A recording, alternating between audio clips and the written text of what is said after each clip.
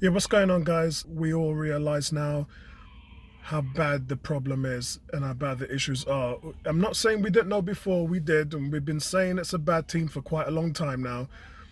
In fact, we've been saying it's a bad team for over a year, ever since it capitulated under Emery. That's just what bad teams do. And I think with Arteta, the most frustrating thing with him is that most of the pain that we're suffering is self-inflicted.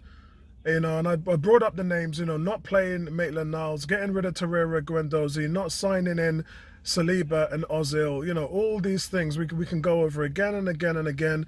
And it just seems that while the team is not good and while the team is lacking that passion and talent and everything else that goes with it, the manager is just making the job even more harder for himself by doing the things that he's doing. And whether we understand that not all of this is his decisions, let's be fair on that.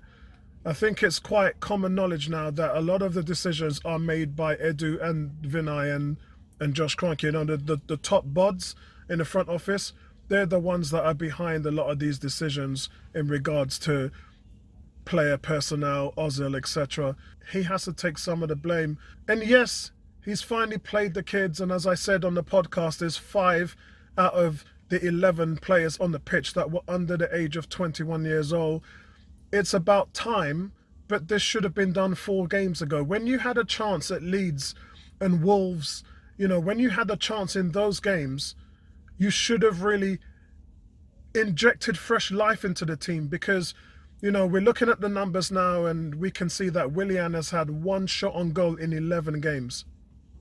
Emi Buendia was a creative player who was 6th in the Premiership last season. Willian was 7th. But he's still doing the business for Norwich. He's propelling Norwich back up from the Championship into the Premiership. But when he was in the Premiership, he was one of the top creators in the league. And how Arsenal didn't go for him, instead moving their attentions to Willian, is beyond me, because I thought he was a mature target, and I think that was just one that the top teams missed. Especially Arsenal, especially when you missed out on Awar and you were looking for someone to fill a spot. For me, Emmy would have been that guy. When it's a real shame because he's still turning it on right now. Willian is just devoid of all movement. I did say in the Burnley game, why was he hanging out on the right and not running into the box, taking on players? Not once. Every time he had the ball on the right, he just crossed it in. And it's easy. When you're a defense and you don't have somebody running at you, it's easy to defend that all day long. That's the biggest criticism with Pepe, really, that Pepe doesn't attack the back lines like Walcott does.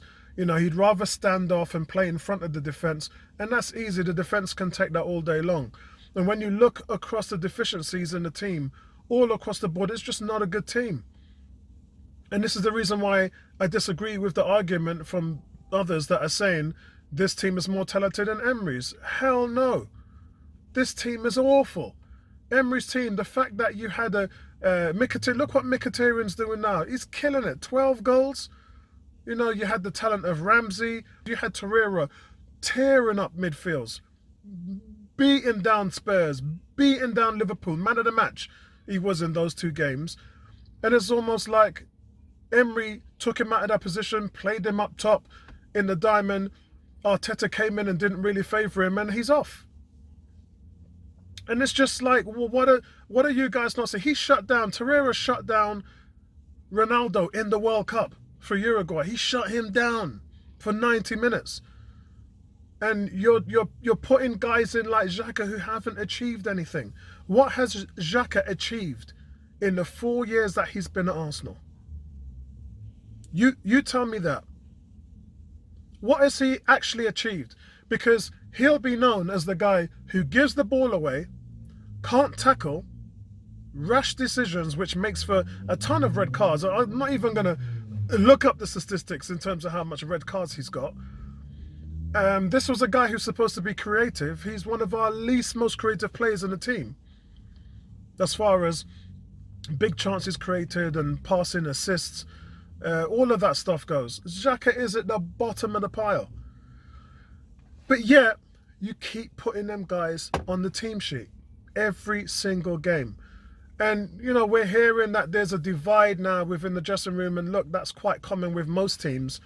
I talked about it yesterday on the podcast, that a lot of players are not happy because they're playing well in other games. And then when you come to the Premiership, you're still picking the Bellerins, the Xhakas, you know, you're still picking the Willians, you're still picking those players.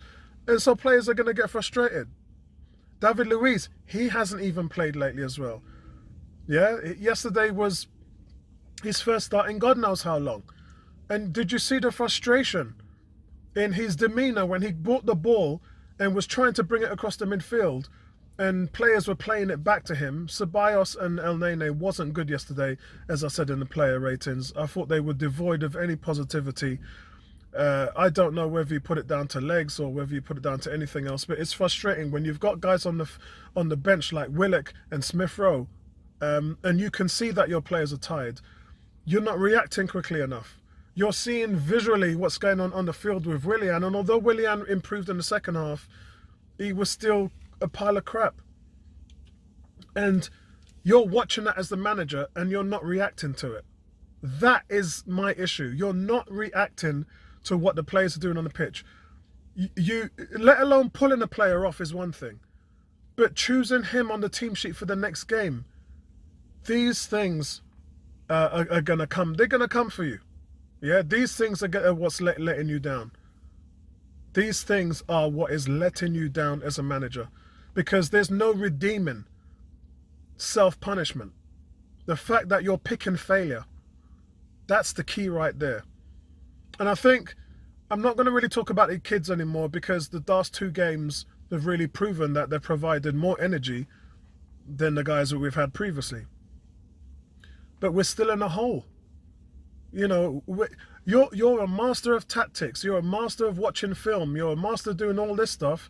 And Mina, who's ripped up the World Cup, he's got 4 goals exactly the same way in 45 minutes. That's another thing as well. If you did your research, you would have known that this guy is damaged just before half-time. And then you put Pepe on him.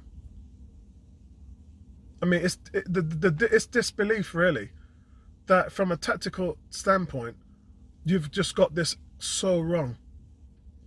And it's really frustrating. Have you lost the dressing room?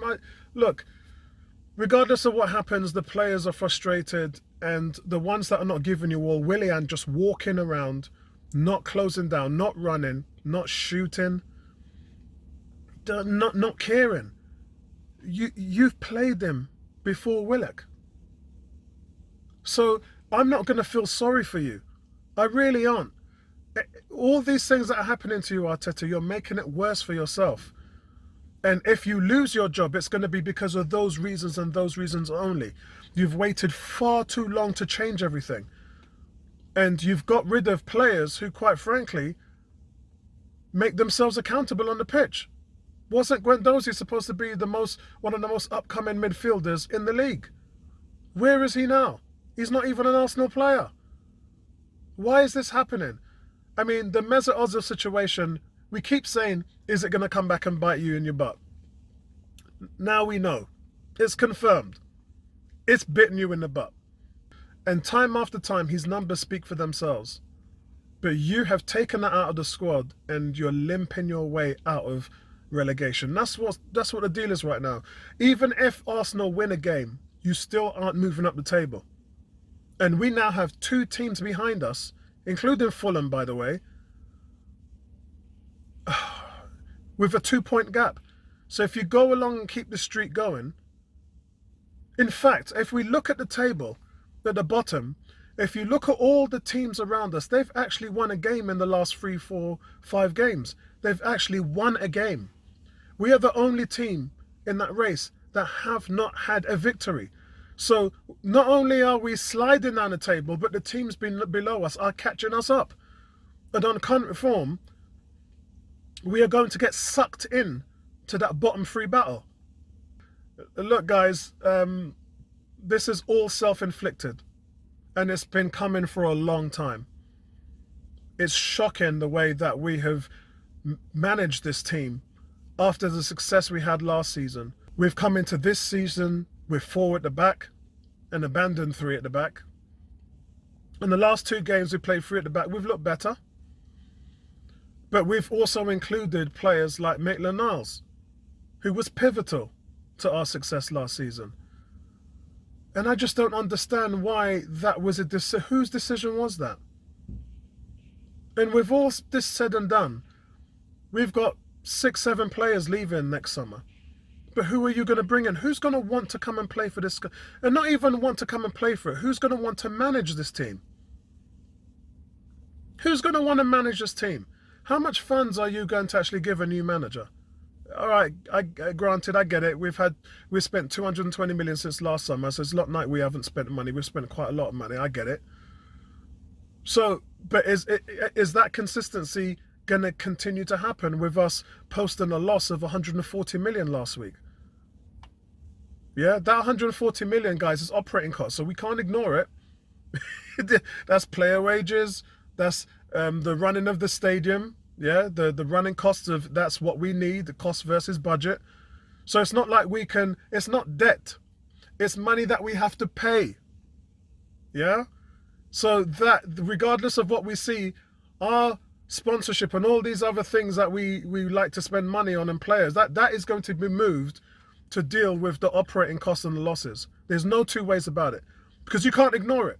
You can't not pay for the running costs of the Emirates Stadium. Those things are in the budget.